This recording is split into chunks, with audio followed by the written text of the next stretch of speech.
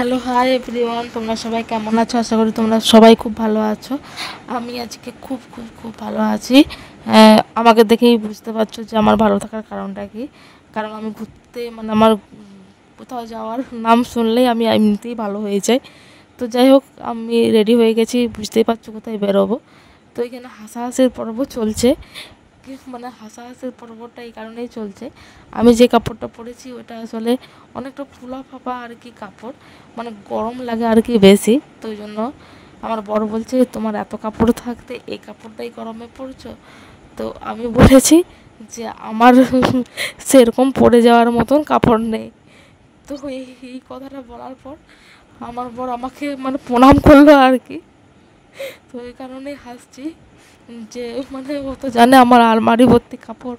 আর মেয়েদের এটাই রোগ, কোথাও এদিকে আলমারি ভর্তি কাপড় কিন্তু কোথাও যাওয়ার সময় কাপড় থাকে না। তো সেটা আমার ক্ষেত্রেও হয়েছে। তো ওই জন্য হাসাহাসি চলছে আর কি। তো আমার বড় বলছে এই কাপড়টা পাল্টে দাও, গরমে এই কাপড়টা পরে অতক্ষণ থাকতে পারবে না। আর আমি বলছি যে কি না, এই কাপড়টা একবার যখন পরে নিয়েছি আর ছাড়বো না। তো এই নিয়ে হচ্ছে আর কি। তো চলো, লাস্ট মাস্ট বরের কথাতে কাপড়টা চেঞ্জ করে ফেললাম। আর সত্যিকারের আমিও দেখছিলাম যে এইটুকুতেই আমাকে যা গরম লাগছিল না, অতক্ষণ থাকবো আরও বেশি গরম লাগবে। তো ওই কারণে কাপড়টা চেঞ্জই করলাম। আর দেখো, এই পর্দাটা হাওয়াতে নড়ছে বলে ক্যামেরাটা ঢাকা হয়ে যাচ্ছে আর কি। তো ওই জন্য সুতার একটা কাপড়ই পরলাম, এটাতেই ভালো লাগছে আর কি। আর ওই কাপড়টাতে না আরও ফুলা টাইপের, তো আমাকে যেমন আরও বেশি মোটা লাগছে আর কি। তো 7-5 ভেবে তারপরে বরের আদেশ, তো ওই কারণে শাড়িটা চেঞ্জই করে ফেললাম। তো চলো, মোটামুটি রেডি, আমি রেডি, আমার মেয়ে তো আগেই রেডি।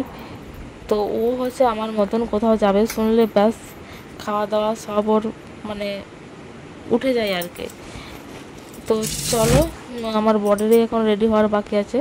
এই সানগ্লাসটা নিয়ে নিই, যদিও সানগ্লাস নেওয়ার কোনো দরকার নেই। আজকের ওয়েদারটা খুব ভালো, খুব সকাল থেকেই মেঘ করেছে। আসলে আজকের থেকে একটা ঘূর্ণিঝড় আসার কথা। আর এই যে আমাদের আগে দুটো মোটরসাইকেল যাচ্ছে আর কি, আর আমাদের 3টা মোটরসাইকেল, কাকিমারা আর আমরা মিলে যাচ্ছি।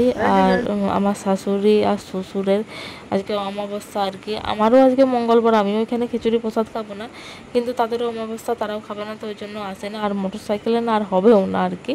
এমনি টোটো করলে আসা যেত, আর মোটরসাইকেলে যেহেতু এসছি আর হতেও না। তো এই কারণে এই যে কাকু কাকিমা আর আর আমরা মিলে এসেছি। তো এই মন্দিরটা খুব একটা কাকিমাও দেখায়নি, আর আমি তো দেখিইনি। তো এই কারণেই মন্দিরটাতে আসা। মন্দিরটা খুব নির্জন, দেখতেই পাচ্ছ, বুঝতেই পারছো। পুরো গাছ জঙ্গলে ভর্তি, তার মাঝখানে শ্মশান কালী মা আর কি। এটা তোমার এই কালী মাটার নাম ভদ্রেশ্বর, না কল্যাণেশ্বর, হ্যাঁ কল্যাণেশ্বরই লেখা হচ্ছিল, কল্যাণেশ্বর কালী মা আর কি। তো নদীর পাশে, নদীতে মোড়া পুড়াচ্ছে, আর এদিকে মন্দির আর কি। মন্দিরটা খুব ভালো, এরিয়াটা খুব সুন্দর, চারদিকে গাছেতে ছাওয়া করে রেখেছে, এখানে গরমে রোদে এলেও কোনো কষ্ট হবে না। আর তোমার পুরো একবারে নিরিবিলি নির্জন, খুব এখানে সত্যিকারের খুব সুন্দর। এরকম আমার পরিবেশ খুব ভালো লাগে। এই যে নদীটা দেখো, একবারে মন্দিরের গায়েই নদী। এটা হচ্ছে শিলাবতী নদী, আমাদের এই শিলাবতী নদী আর কি। এই নদীটাই সেই কৃষ্ণ মন্দির যেটা গিয়েছিলাম, তো এই নদীটাই শিলাবতী নদী বয়ে চলে গেছে। আর এটা গনগনির থেকেই আসছে আর কি, আমাদের গ্র্যান্ড ক্যানিয়ন গনগনি, শিলাবতী নদী। তো চলো, পূজা দেওয়া হয়ে গেছে, এবার তোমাদেরকে একটু মন্দিরটা ঘোরাবো আর কি।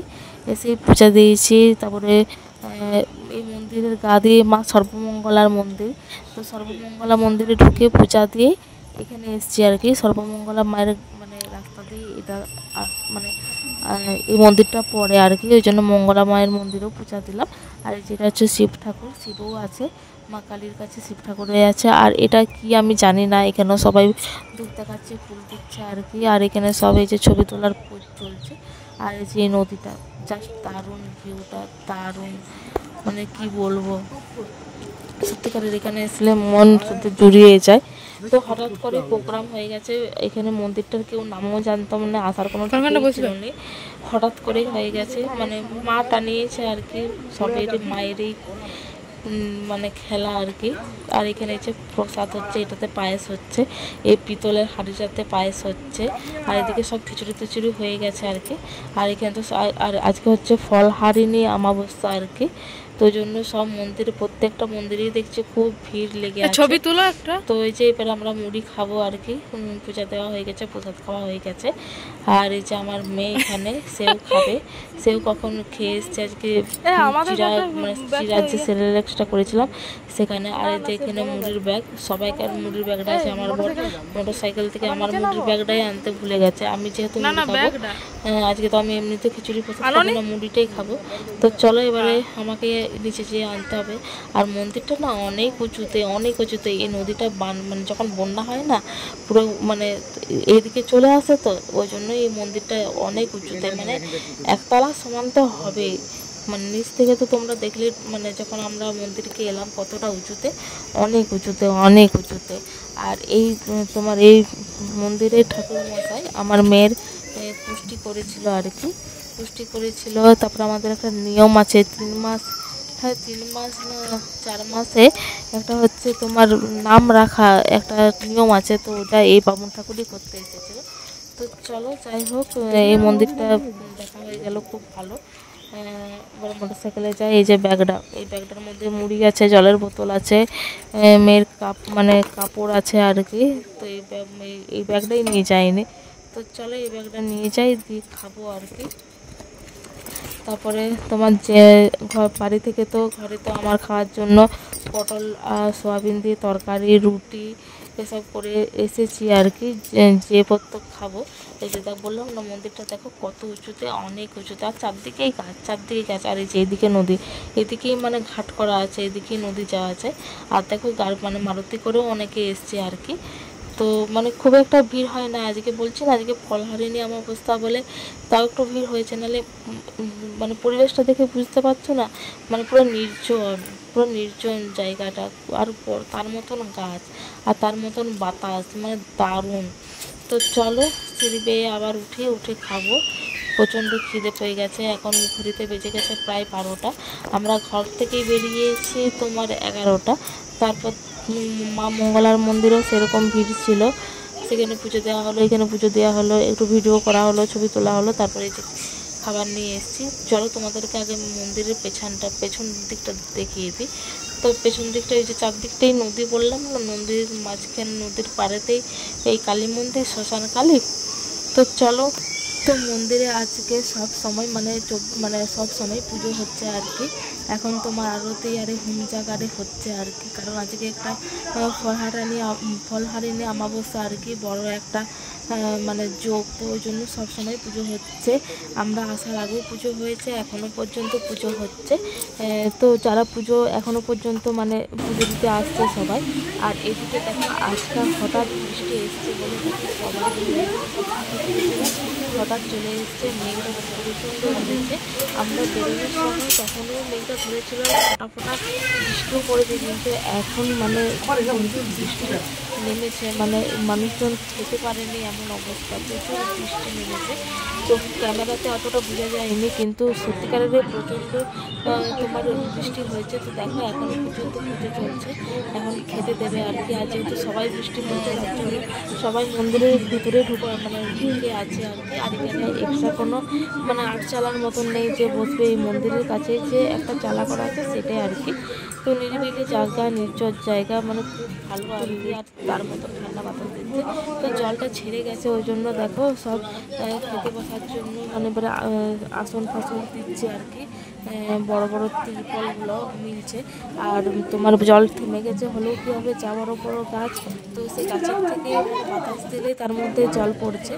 আর এই যে মা কালীর প্রসাদ মানে জানোই, খিচুড়ি হবে, হ্যাঁ খিচুড়ি হয়েছে, আলু পোস্ত হয়েছে, আর তোমার মাছ দিয়ে সর্ষে বাটা দিয়ে যাই হোক একটা ওরকম একটা টকের মতো করেছিল।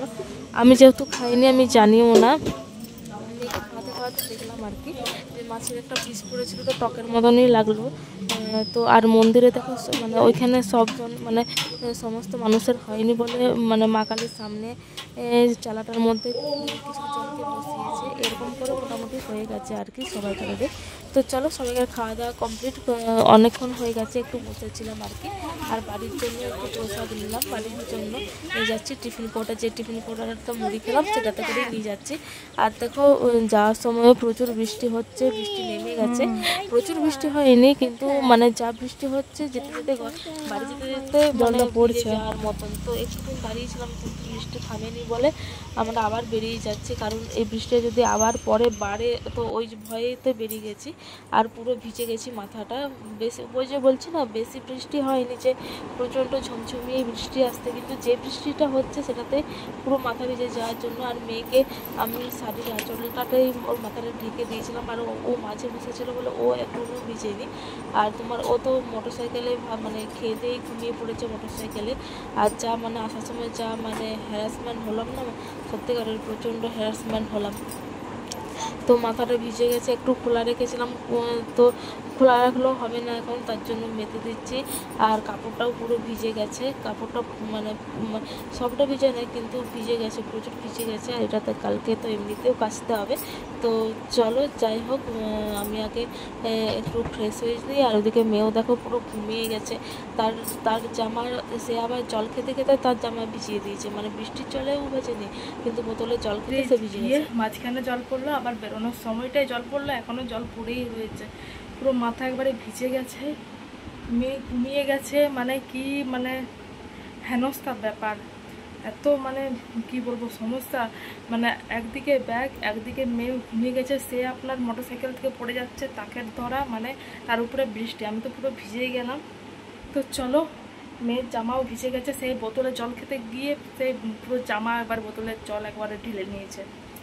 তো চলো মেয়েকে চেঞ্জ করাই, ঘুমিয়ে গেছে বিছানা করি আর করি, নিজেও একটু বসি। আমি তো খাইনি, খাবো মুড়ি খাবো মিষ্টি রুটি খাবো, রুটি আর পটল আলুর তরকারি করে দিয়ে গেছি, তবে খিদে পাইনি এখনও পর্যন্ত। তো দেখি কি খাই না খাই, তার আগে মেয়েকে ছাড়ি আর মাথাটা একটু শুকনো করি। তো চলো ভিডিওটা যেখানে এন্ড করছি, নেক্সট ভিডিওতে আবার দেখা হবে। আর ভিডিওটা যদি ভালো লাগে অবশ্যই লাইক কমেন্ট শেয়ার সাবস্ক্রাইব করে আমার পাশে থাকো। তো চলো টাটা।